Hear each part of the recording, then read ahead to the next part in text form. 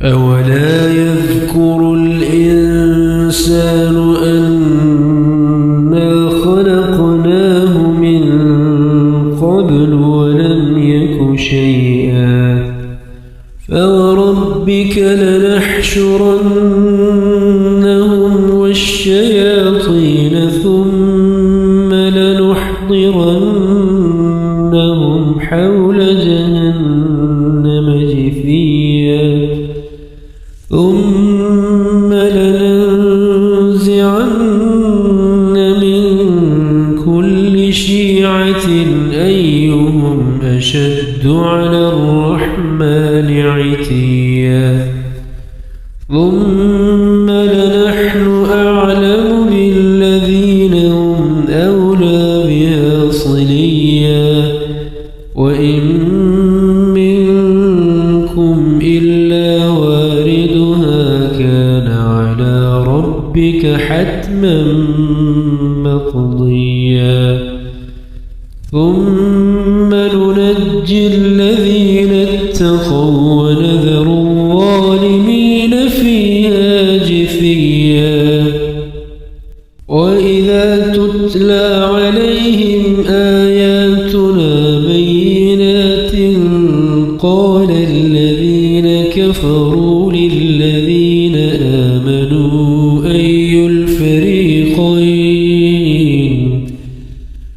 للذين آمنوا أي الفريقين خير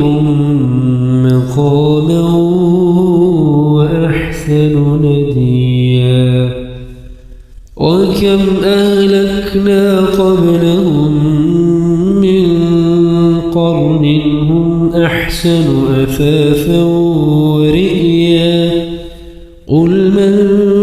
كان في الضلالة فليمدد له الرحمن مدا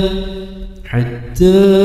إذا رأوا ما يوعدون فسيعلمون من هو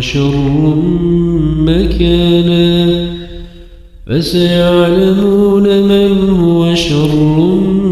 مكانا وأضعف جندا ويزيد الله الذين اهتدوا هدى والباقيات الصالحات خير عند ربك ثوابا وخير مردا أفرأيت الذي كفر بآياتنا وقال لأوتين مالا وولدا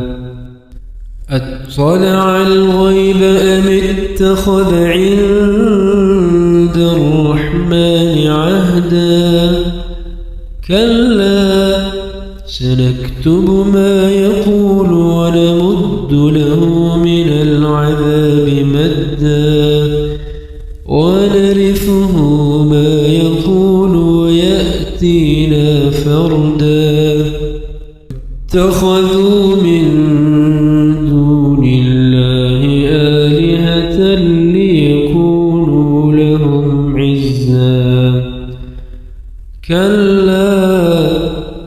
سيكفرون بعبادتهم ويكونون عليهم